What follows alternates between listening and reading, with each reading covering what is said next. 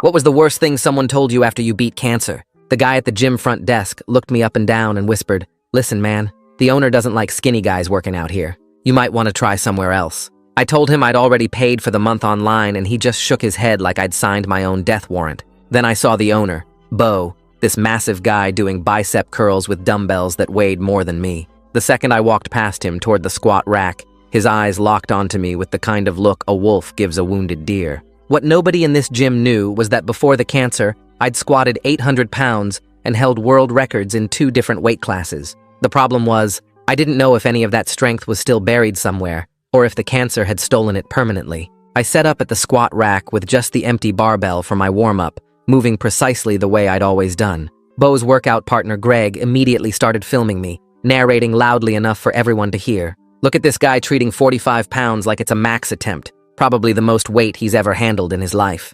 I kept my mouth shut and focused on my breathing, but I could feel Bo watching me from across the gym with increasing interest. When I added 1 plate per side, Bo walked over and stood directly behind me, close enough that I could feel his breath on my neck. "Little man, this is a serious gym for serious lifters. The Planet Fitness is 2 blocks down where they won't judge you for wasting everyone's time." He reached out and poked my exposed spine through my shirt mid-squat. I can count every bone in his back. This kid's built like a xylophone. The poke threw off my balance and I nearly dropped the bar, my face burning as people laughed. Bo's girlfriend wandered over and gasped when she saw me up close. "Oh my God, are you okay? Medically okay?" Bo grabbed my arm and lifted it, showing everyone how his fingers could wrap completely around my bicep with room to spare. "Feel this. It's like grabbing a chicken bone. This is what happens when gamers try to become athletes." More people gathered to watch as I moved to the bench press, and I could see Bo following me, his attention now fully focused on making an example out of me. Greg grabbed my gym bag and dumped everything onto the floor,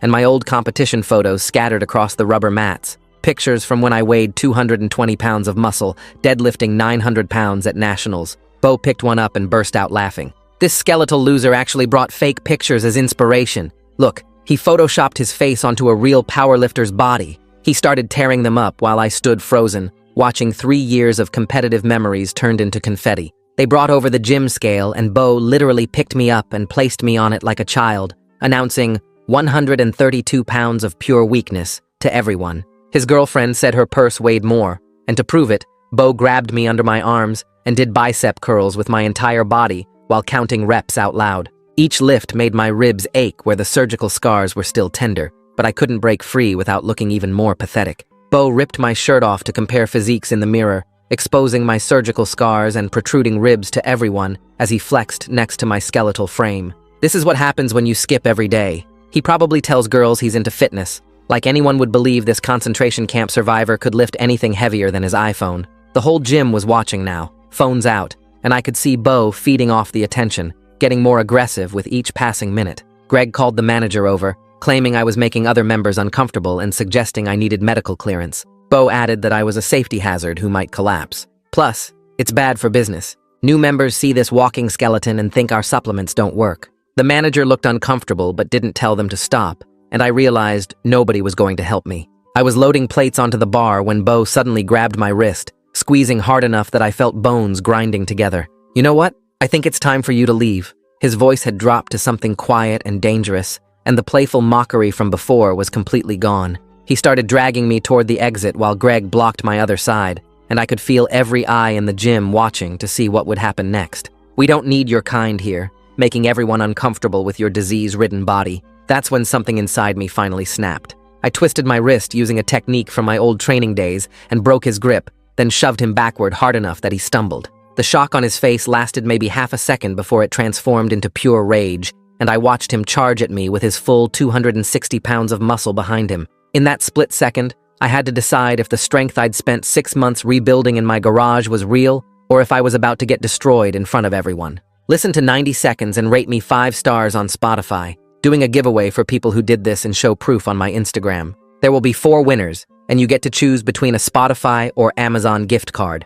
My body moved on instinct, using a wrist twist I'd drilled thousands of times in high school wrestling. I broke free from his grip and shoved both palms hard into his chest. Bo stumbled backward 3 steps, his face going from shocked to absolutely furious in the time it took him to catch his balance. He came at me fast, all 260 pounds charging like he was going to tackle me through the wall. I sidestepped at the last possible second, my feet remembering footwork patterns my brain had forgotten, and Bo crashed straight into the squat rack. The metallic clang echoed through the entire gym. Weights rattled on their pegs, and the whole rack shifted 6 inches across the rubber floor. Everyone stopped what they were doing and stared. Bo grabbed his shoulder where it had hit the metal upright and spun around looking for me. The gym manager came running over yelling something I couldn't hear over the blood rushing in my ears. 2 staff members in matching black shirts appeared from somewhere. Greg had his phone out filming everything. Someone near the front desk shouted that they were calling 911. I grabbed my torn shirt off the floor where Bo had thrown it.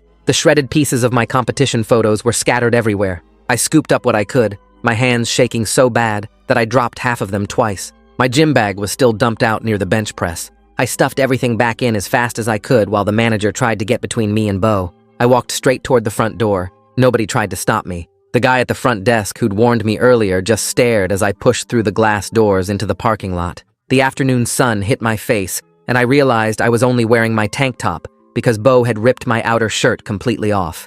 I made it to my car and got the door open, but my hands were shaking too much to get the key in the ignition. I sat there gripping the steering wheel, trying to make my fingers stop trembling. My ribs ached on the left side where Bo had grabbed me during those bicep curls. I looked down and saw dark purple marks already forming on my wrist where he'd squeezed it. When I lifted my tank top, more bruises were spreading across my ribs right over the surgical scars. I pulled out my phone and opened the camera. My hands steadied enough to take clear photos of my wrist from 3 different angles, making sure the timestamp showed in the corner. Then I took photos of the bruising on my ribs and the torn shirt on the passenger seat. I sat there for another minute trying to decide if I could drive. My vision kept going blurry, and I couldn't tell if I was about to cry or pass out. I pulled up my texts and found Derek's name. "Can you come get me? Something happened at the gym. I'm in the parking lot."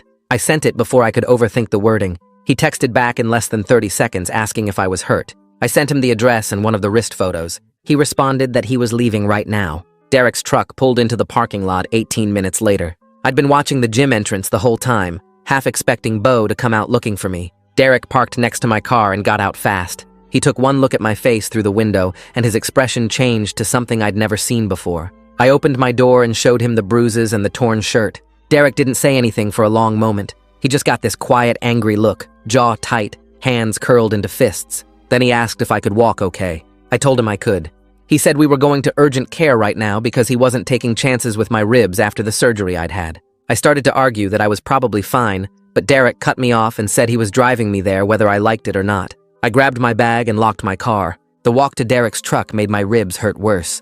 Derek drove fast, but not crazy fast. He asked what happened, and I told him the whole story while we headed across town to the urgent care near his apartment. The bicep curls using my body, the photos getting torn up, the scale, Bo dragging me toward the exit. Derek's knuckles went white on the steering wheel, but he didn't interrupt. When I got to the part about Bo charging me, Derek asked if I hit him first. I explained about the wrist twist and the shove. Derek nodded and said that was self-defense, not assault. We pulled into the urgent care parking lot 20 minutes after he'd picked me up. The waiting room had maybe 5 other people in it. I walked up to the intake desk, and the nurse looked up from her computer. She took one look at me and asked if I was currently in cancer treatment. The question made me want to scream. I told her no, I finished treatment. I just needed someone to check my ribs. She handed me a clipboard with forms and told me to fill everything out, including my cancer history. I sat down in the plastic chairs and started writing. Derek sat next to me and asked if I wanted coffee or water from the vending machine. I said water. The nurse called me back after about 15 minutes.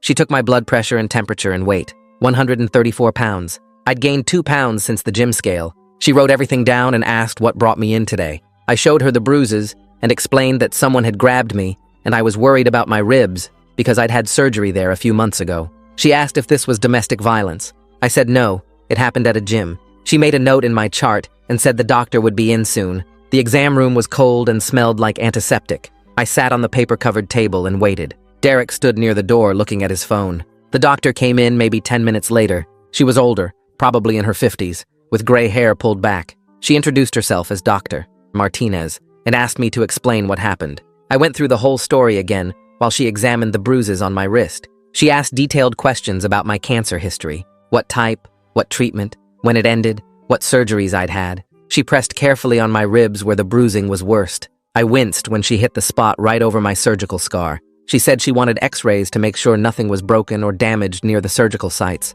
A tech came and took me to the x-ray room. I had to hold different positions while the machine clicked and hummed. Back in the exam room, Dr. Martinez said the images would be ready in about 20 minutes. Dr. Martinez came back with the x-ray results on a tablet. She showed me the images and pointed out that nothing was broken or fractured. That was the good news. The bad news was that my bones were still rebuilding density after chemo, and I needed to be really careful about impacts and falls. She asked if I'd been hit in the head at all. I said no. She checked my pupils anyway with a light. Then she wrote down strict instructions on a piece of paper. Follow up with my oncologist within 48 hours. Ice the bruises for 20 minutes at a time. Take ibuprofen for pain, but not more than 600 milligrams at once. Watch for increased pain, swelling, difficulty breathing, or dizziness. Come back immediately if any of those happened. She asked if I felt safe going home. I said yes. She asked if I wanted to file a police report about the assault. I hadn't thought about that. She said the urgent care was required to document injuries that resulted from assault, and she'd be noting everything in my chart. She printed out a copy of her notes and the x-ray report and handed them to me in a folder. Then she left, and the nurse came back to give me discharge papers. Derek drove me to his apartment instead of back to the gym parking lot. He said I could pick up my car tomorrow when I was thinking straight. His place was small but clean, one bedroom with a kitchen that opened into the living room. He pointed me toward the couch and went to make food. I sat there holding the folder from urgent care and staring at nothing. My phone buzzed with texts from numbers I didn't recognize. Somehow people already had photos from the gym. Derek came back with a sandwich and a bag of frozen peas wrapped in a towel. He handed me both and told me to eat and ice my ribs. The sandwich was turkey and cheese. I ate it because Derek was watching me, and I didn't want to argue. He sat in the chair across from me and asked if I wanted to report this to the police. I realized I hadn't thought that far ahead yet. My brain was still stuck on the sound of Bo crashing into the squat rack. Derek said I didn't have to decide right now, but I should think about it. He said people like Bo don't stop unless someone makes them stop. I finished the sandwich and kept the frozen peas on my ribs. Derek turned on the TV to some cooking show neither of us watched. I sat there trying to figure out what happened to my life in the space of 2 hours. I tried to sleep that night, but every time I closed my eyes, I saw Bo's face or heard people laughing at me in the gym. Derek gave me a pillow and blanket and told me to wake him if I needed anything. I laid on the couch, staring at the ceiling and counting the cracks in the paint. Around midnight, I got up to use the bathroom and saw Derek had left a glass of water and some crackers on the coffee table for me. I ate the crackers even though I wasn't hungry because it gave me something to do besides think. My wrist hurt worse when I wasn't moving it, and the bruises on my ribs made it hard to find a comfortable position. I checked my phone and saw 3 missed calls from numbers I didn't recognize and a bunch of texts asking if I was the guy from the gym video. I turned my phone face down and tried to sleep again. At 3 a.m., I was still awake, so I pulled up my oncologist's contact info and sent a message through the patient portal requesting an urgent appointment. I explained that I'd been in an incident at a gym and needed to discuss my medical clearance for exercise. The message went through with a little check mark, and I finally fell asleep around 4 a.m. Derek's phone alarm woke me up at 7, and I heard him moving around in the kitchen making coffee. My phone buzzed with a notification from Dr. On's office saying they'd received my message and someone would call me when they opened at 8. I sat up slowly because my whole body felt stiff and sore. Derek brought me coffee without asking if I wanted any and sat down in the chair across from me. He asked if I'd slept at all and I told him maybe 2 hours. The phone rang at exactly 8:15 and the receptionist said, Dr. On had reviewed my message and wanted to see me that afternoon at 2:30. She asked if that worked, and I said yes, before she could offer a different time.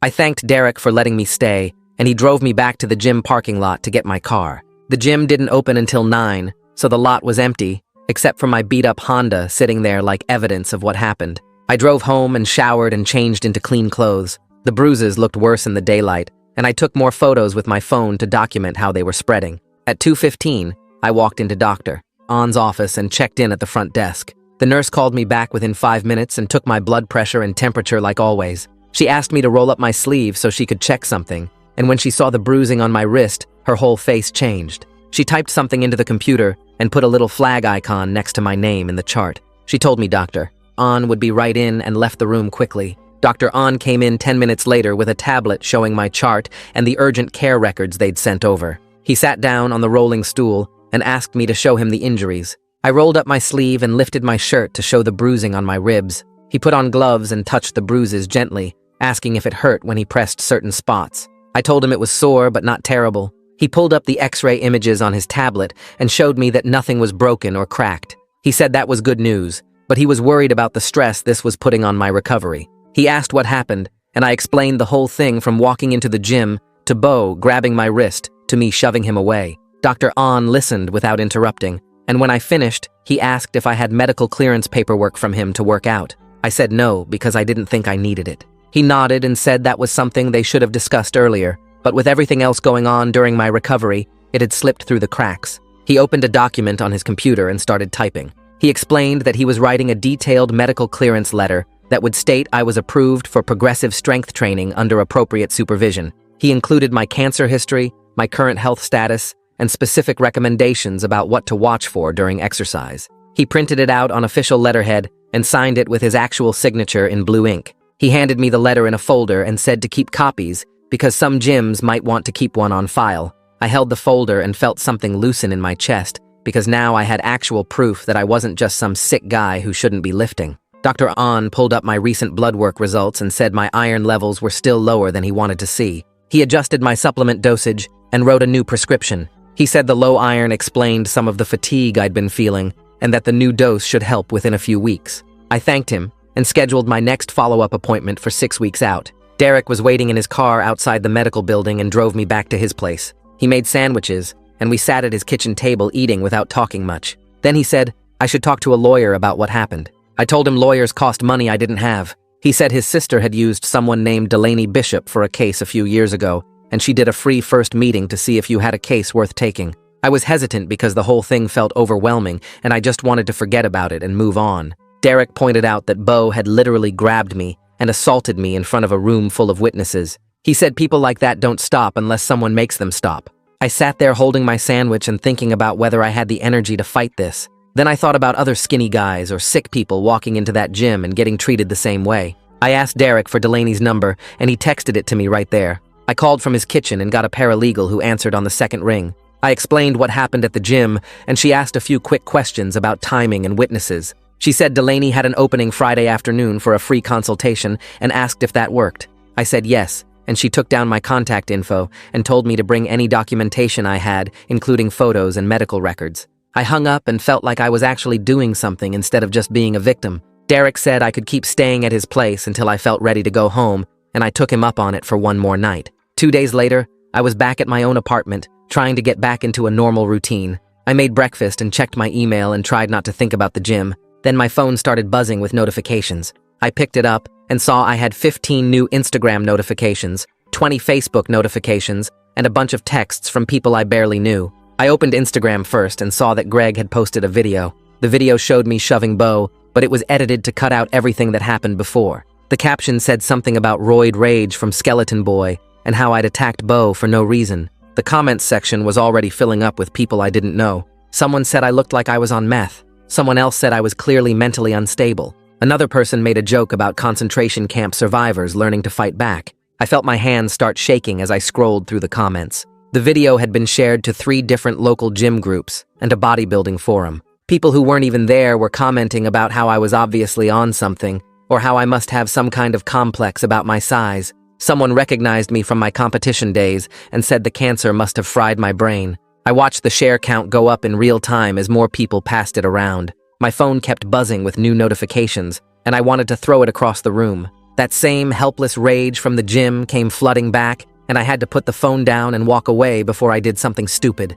10 minutes later, my phone buzzed with a call from Derek, and I almost didn't answer. He started talking before I could say anything about how he'd been digging through the local gym Facebook groups and found something important. Someone named Noah had posted an unedited version of the whole incident in a private powerlifting group that Derek belonged to, and the video showed everything from when Bo first poked my spine all the way through him grabbing my wrist and dragging me. Derek said he was downloading it right now, and that I needed to save a copy immediately for the lawyer.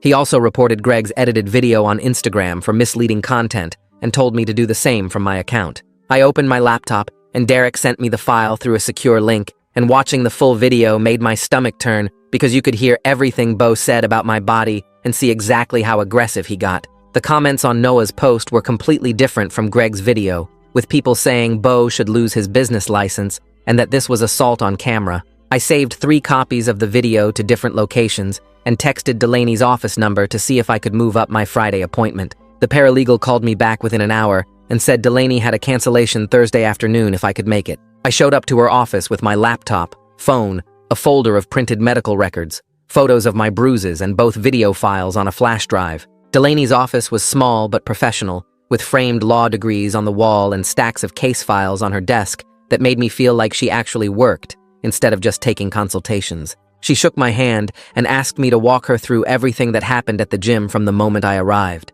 I started with the front desk guy's warning and went through every detail I could remember, showing her the photos of my torn competition pictures and the bruises on my wrist. She took notes in a yellow legal pad and didn't interrupt once, just nodded and wrote down specific quotes when I repeated what Bo had said. When I showed her Greg's edited video first, and then the unedited version, she watched both twice and asked me to send her both files along with the names of anyone I recognized in the background who might be witnesses. Delaney leaned back in her chair and explained that I had solid grounds for a civil case for assault and battery based on the video evidence and medical documentation. She said the criminal side could be handled by the police if I wanted to file a formal report, but that would be a separate process from anything she could do for me. She was straightforward about the fact that legal cases take time and energy, and that I needed to think carefully about what outcome I actually wanted from this. She asked if I was looking for money, an apology, criminal charges, or some combination, because that would determine which path made the most sense.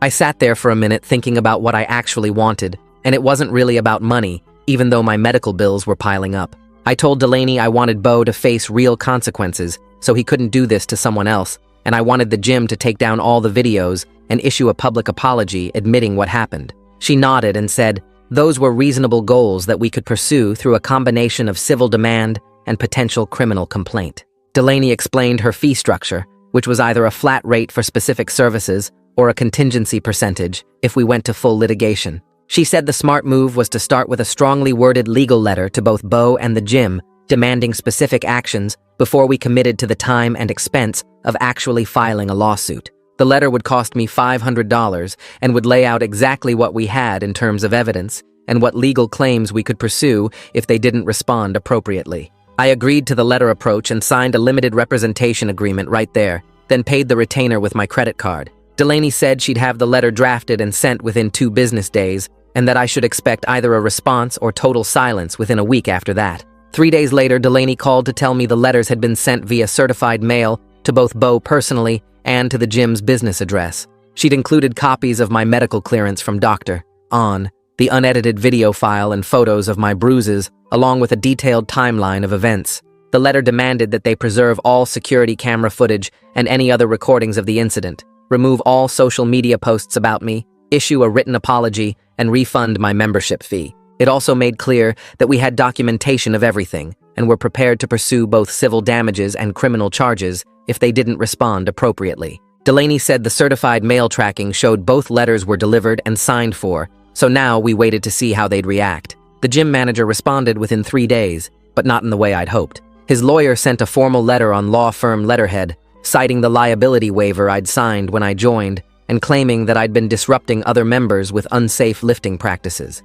They denied that any assault occurred and characterized the incident as Bo trying to escort a disruptive member off the premises for safety reasons. The letter said my membership was terminated for violation of gym policies and that they would not be issuing any refund or apology. They also threatened to countersue for defamation if I continued making false claims about their business or staff. I read the whole thing twice and felt my blood pressure spike because they were acting like I was the problem. I met with Delaney again the following Tuesday, and she read through the gym's response with a neutral expression that told me she'd seen this kind of thing before. She laid out 2 paths forward. We could file in small claims court for the membership refund plus damages for the assault, which would be faster and cheaper but limited in what we could recover. Or I could file a formal assault complaint with the police that could lead to criminal charges and give us more leverage in the civil case. Delaney recommended doing both to apply maximum pressure, explaining that the criminal complaint would make the gym's insurance company nervous and might force them to settle rather than risk a trial.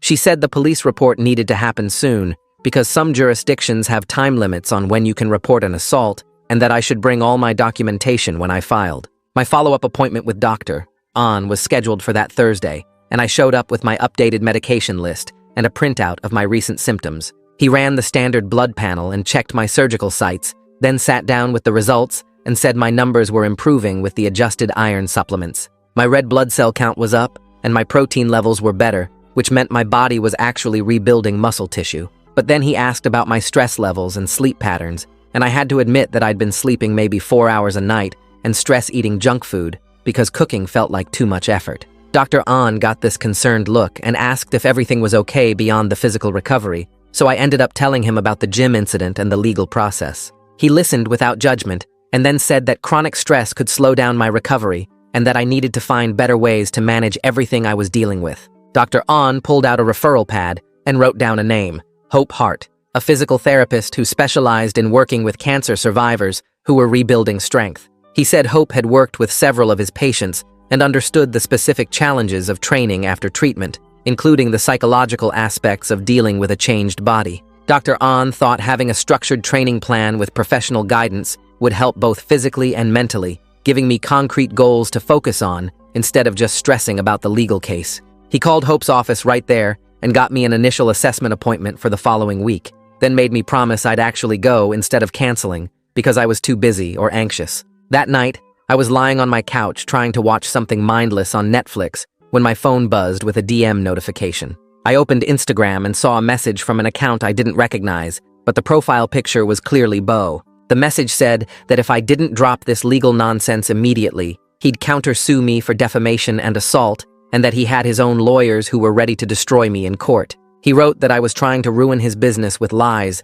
and that he'd make sure everyone in the local fitness community knew what kind of person I really was. The message ended with a threat that he had connections and resources I couldn't imagine, and that I was making a huge mistake by coming after him. I took screenshots of the entire conversation, including his profile and the timestamp, then immediately forwarded everything to Delaney with a message asking what I should do. Delaney responded within minutes telling me this was perfect evidence of harassment and threats. She said to save everything, block him on all platforms, and not to respond no matter what he sent next. I took screenshots of the entire message thread, including his profile and the timestamp showing it came after our mediation discussions started, then blocked his account and Instagram and Facebook and anywhere else I could think of. Derek called me that night and asked how I was holding up, and when I told him about the threatening message, he got quiet for a second before offering to let me use his garage gym. He said he had a full squat rack, bench press, and enough plates to work with, plus no cameras and no crowd watching every rep. I felt something loosen in my chest at the idea of training somewhere safe,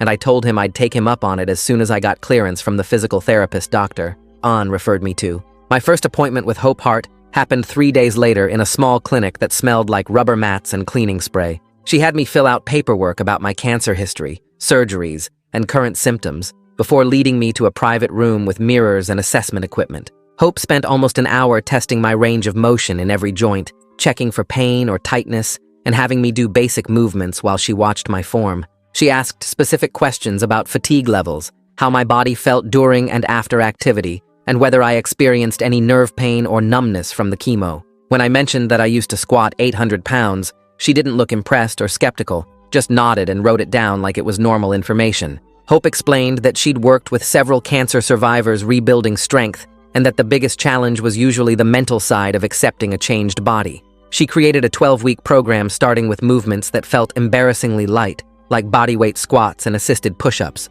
but she included specific benchmarks for when to increase weight or reps. The program had safety rules about stopping immediately if I felt certain types of pain and tracking sheets to monitor fatigue and recovery between sessions. Hope was clear that comparing myself to pre-cancer numbers would make me miserable and probably lead to injury, and that the goal was just consistent progress week over week. I left her office with a binder full of exercises and instructions, feeling both hopeful and frustrated that I had to start from basically zero. The next morning, I drove to the police station with all my documentation in a folder, including the photos of my bruises, the medical records from urgent care, Dr. An's notes about my cancer history, and both versions of the gym video on my phone. The officer at the front desk directed me to a detective who handled assault cases, and I sat in a small interview room waiting for someone to take my statement. A younger officer came in and listened to my story while taking notes, asking questions about exact times and what specific words Bo used. He was professional and didn't seem judgmental about my appearance or medical history, which was a relief after everything at the gym. When I showed him both video versions, the edited one Greg posted and the full unedited footage, he nodded and said this kind of evidence made cases much stronger. The officer explained that a detective named Williams handled assault cases for the department and would follow up with me within a week to determine next steps. I signed the formal report and left, feeling like I'd actually done something concrete instead of just being a victim. 4 days later, Detective Williams called my cell and asked me to come in for a more detailed interview. His voice was calm and businesslike, and he mentioned he'd handled several assault cases at gyms and fitness centers before, so he understood the dynamics. I scheduled the interview for the next afternoon and spent the time until then reviewing everything that happened so I could answer questions clearly. Detective Williams turned out to be an older guy with gray hair and a no-nonsense attitude that made me feel like he actually cared about getting the facts right. He had me walk through the entire incident from the moment I entered the gym, asking me to be specific about who said what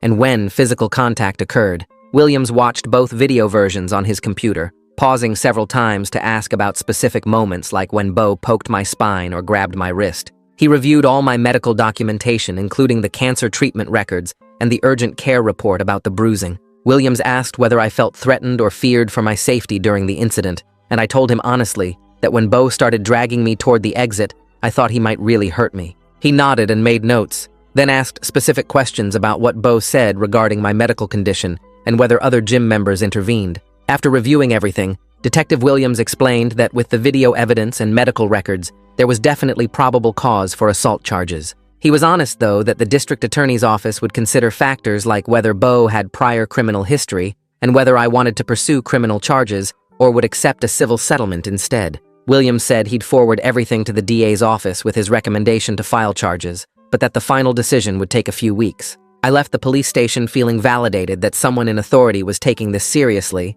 and that Bo might actually face real consequences. 2 days after my police interview, Delaney called to tell me the gym manager had reached out through her office requesting mediation. The manager wanted to resolve everything privately without further publicity or legal action, which Delaney said was typical when businesses realized they had real liability exposure. She explained that mediation could actually work in our favor if we set clear terms and that agreeing to mediate wouldn't prevent me from pursuing criminal charges if the mediation failed. Delaney thought we had strong leverage because of the videos and police report, and that the gym would likely agree to significant concessions to avoid a public trial. I told her I'd consider mediation, but only under specific conditions, and she started drafting a response outlining our requirements. We agreed that any mediation had to be recorded, that both Bo and the gym manager had to attend in person, and that any agreement reached had to be put in writing with specific enforcement terms. Delaney created a list of demands to present at mediation, including a full refund of my membership, a public apology from both Bo and the gym, removal of all videos from social media, mandatory staff training on harassment and discrimination, and coverage of all my medical costs, including the urgent care visit and physical therapy. She sent the conditions to the gym's lawyer, and we waited to see if they'd agree to meet on our terms. The mediation office sat on the 3rd floor of a building downtown with gray carpet and conference tables that looked like every other business meeting room I'd ever seen. Delaney arrived with me 20 minutes early, and we waited in a smaller room while she reviewed her notes one more time. When the mediator called us in, I saw Bo already sitting on one side of the table with a guy in a suit who had to be his lawyer. The gym manager sat next to them with a woman Delaney whispered was corporate counsel from the parent company. That detail hit me hard because it meant they were worried enough to bring in serious legal help.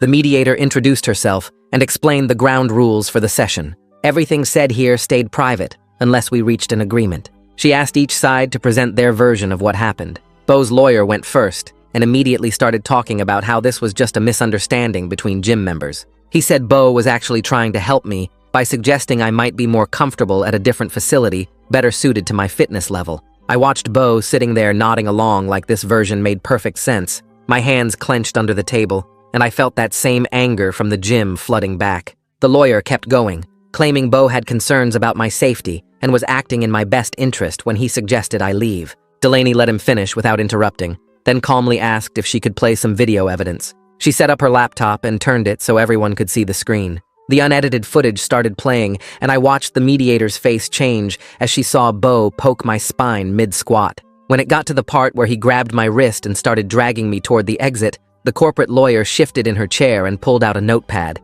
She started writing fast while the video kept playing. Bo's lawyer tried to interrupt, but the mediator held up her hand and let the whole thing play through. When it finished, the room stayed quiet for a few seconds. Delaney pulled out the medical clearance letter from Dr. On and slid it across the table. I explained my competition history before cancer, keeping my voice steady even though my heart was pounding. When I mentioned the 800-pound squat and the world records I used to hold, Bo's lawyer actually looked surprised. He glanced at Bo, who suddenly found the table really interesting and wouldn't make eye contact with anyone. The gym manager jumped in, trying to defend their policies by saying they maintain high standards for serious lifters. Delaney responded that discriminating against someone based on their medical history violated several state and federal laws. She listed them by number, and the corporate lawyer's pen moved even faster across her notepad. The manager started to argue back, but the corporate lawyer actually interrupted her own client and suggested they take a break to discuss some things privately. The mediator agreed and called a 20-minute recess. Delaney and I went back to the smaller waiting room, and she told me the video had landed exactly how she hoped. The corporate lawyer's reaction told her they knew they had real problems. When we returned to the conference room, the gym side had a completely different energy. The corporate lawyer did most of the talking this time and presented a revised offer. They would provide a full refund of my membership fees and remove all videos from their social media accounts. They had drafted a policy on harassment prevention that staff would be required to complete training on. They were willing to cover my urgent care costs from the night of the incident, but they refused to cover Delaney's attorney fees, and they absolutely would not issue a public apology because of concerns about their reputation. I felt frustration building because I wanted them to admit publicly what happened. Delaney asked for a few minutes to confer with me privately. We stepped into the hallway, and she explained that getting the policy changes and cost coverage was actually a bigger win than a forced apology would be. A public apology they were pressured into wouldn't mean anything anyway. She reminded me that we could still pursue criminal charges through Detective Williams if I wanted real accountability beyond this civil agreement. I thought about it for a minute and realized she was probably right. We went back in and told them we'd agree to their terms with one addition. The gym had to send me a written acknowledgement that the incident violated their own policies. It wasn't a public apology, but it was something in writing that admitted fault. The corporate lawyer agreed to that modification, and the mediator started drafting the settlement agreement. We all signed it an hour later after Delaney reviewed every word. I left the mediation office feeling weird, like I'd won something but not quite enough. The anger was less intense than I expected, though. Delaney walked me to my car and reminded me that the criminal case was still open with Detective Williams. The district attorney's office would make their own decision about whether to file charges regardless of this civil settlement. That helped a little, knowing Bo might still face real consequences beyond just writing a check. I drove home and tried to focus on what came next, instead of replaying the mediation in my head. 2 weeks passed with me checking my email constantly for updates from Detective Williams. Nothing came, but I had other things to focus on. Derek had been letting me use his garage gym setup 3 times a week, and I was following the program Hope created. The weights were embarrassingly light, but I was moving without pain for the first time since treatment ended. On a Tuesday morning, I set up for bodyweight squats in Derek's garage with my phone propped up to record my form. Hope wanted video of every session, so she could check that I wasn't compensating with bad movement patterns. I completed the first set of 10 reps and felt nothing except normal muscle fatigue. No pain in my ribs, no weird pulling in my surgical sites, just the basic burn of muscles working. I did 2 more sets and sent the video to Hope right away. She responded within an hour saying my form looked solid and that I was cleared to add light weight next session. That small win felt bigger than anything that happened in the mediation.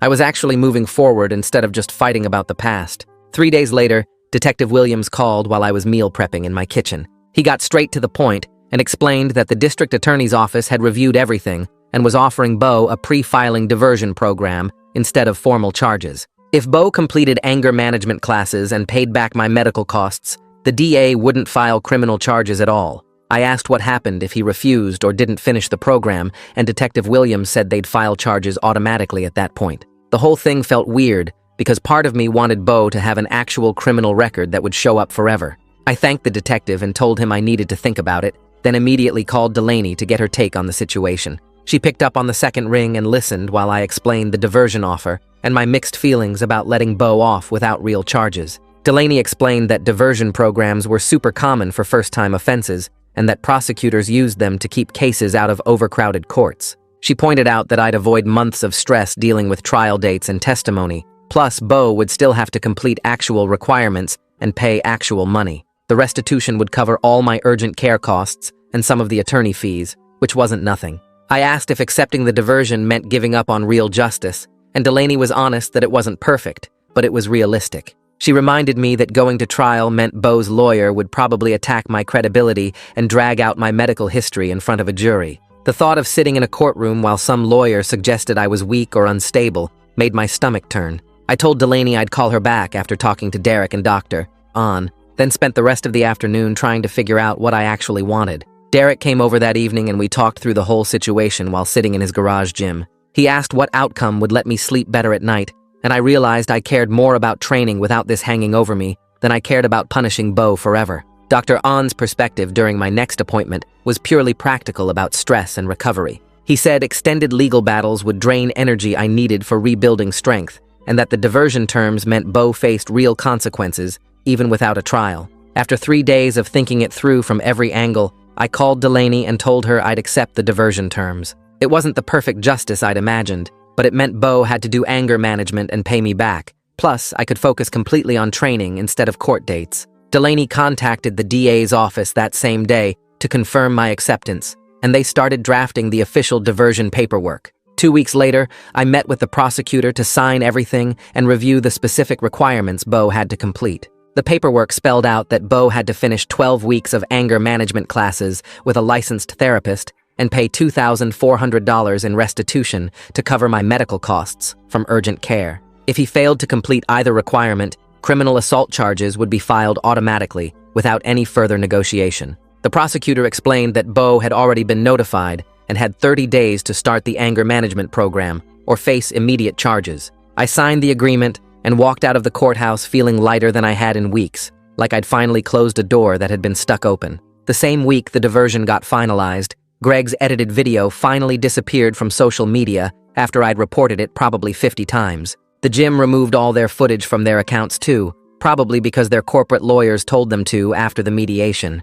I still got nasty comments from people who'd saved copies of Greg's video and uploaded them to random accounts. Someone sent me a message calling me a faker who photoshopped my competition pictures, and another person said I looked like I belonged in a hospital, not a gym. I learned to mute notifications aggressively and block accounts without even reading past the first few words of hate. Derek taught me to just delete and move on instead of trying to defend myself to strangers who'd already decided I was lying. My next training session with Hope marked a huge turning point because she cleared me to add actual weight to the bar for squats. We started with just 95 pounds total, which was the empty bar plus a 25-pound plate on each side. It sounds like nothing compared to what I used to lift, but stepping under that bar with real weight felt massive after months of bodyweight exercises. Hope set up her phone to record my sets from the side angle so she could check my form and make sure I wasn't compensating with bad movement patterns. I completed 3 sets of 5 reps, and the weight felt heavy but manageable, with no pain in my ribs or weird pulling around my surgical sites. Hope reviewed the video between sets and made small adjustments to my stance width and bar position to protect my still healing body. She sent me home with strict instructions to rest for 2 full days before the next session and to text her immediately if anything felt wrong. Dr. On's checkup the following week showed continued improvement in all my blood work numbers, and he seemed genuinely pleased that I was handling the training without any setbacks. My iron levels had come up significantly with the adjusted supplements, and my white blood cell count was solidly in the normal range for the first time since treatment ended. He asked detailed questions about my training schedule and what weights I was using, then nodded approvingly when I explained Hope's conservative approach. The best news was that he reduced my monitoring appointments from monthly to every 6 weeks, since everything was trending in the right direction. I left his office feeling like my body was actually cooperating with the recovery process instead of fighting against it. Derek introduced me to a meet director the next weekend at a local coffee shop near his place. The director ran small powerlifting competitions specifically designed to welcome adaptive athletes and people coming back from injuries or medical issues. He explained that his meets had a completely different vibe from the big national competitions, with way more focus on personal progress than comparing totals. The director looked at my training log that Hope had been keeping and said I should seriously consider competing in about 3 months with whatever numbers I could hit safely. He emphasized that the meet was judgment-free and that plenty of people competed with totals that would seem small to outsiders but represented huge personal victories. I thanked him for the information and told him I'd think about it, but the idea of competing again made my chest feel tight with nervousness. Hope brought up the competition idea during our next training session and said having a concrete goal would help structure my programming better. She thought 3 months gave us enough time to build up to respectable numbers without rushing my recovery or risking injury. We sat down after my workout and mapped out conservative attempt goals that felt both realistic and meaningful. For squats, we set 185 pounds as the target. For bench press, 135 pounds, and for deadlift, 225 pounds. Hope reminded me that these numbers would have been my warm-up weights before cancer, but they represented real progress from where I was now. I felt this weird mix of pride and shame looking at those goals, knowing they were simultaneously huge achievements and tiny compared to my old records. Hope must have seen something on my face because she said the only comparison that mattered was between current me and last month's me, not between current me and pre-cancer me. That perspective helped me accept the goals as legitimate targets worth working toward. The next morning, I pulled up the meet registration website and stared at the entry form for probably 10 minutes before actually filling it out. I paid the $50 entry fee through the website and had to list my weight class, which was 148 pounds, since I'd gained back 16 pounds of muscle over the past few months. The registration confirmation email felt official and real in a way that made this whole comeback feel less like a fantasy and more like something actually happening. I screenshot the confirmation and sent it to Hope, Derek, and Dr. On, with a message saying I'd committed to the meet. It wasn't about the total anymore or trying to reclaim my old records or proving anything to Bo or Greg or anyone else. It was about showing up on that platform and completing 3 lifts as a competitor, proving to myself that I was still a lifter, even if I was a different version than before. And that's where things are now. He's not back to 800-pound squats, but he's squatting with weight on the bar, and that's the win. Look, if this story resonated with you, hit subscribe for more real-life comebacks that don't have Hollywood endings. Just people doing the work and getting a little better each day. All right, catch you in the next one.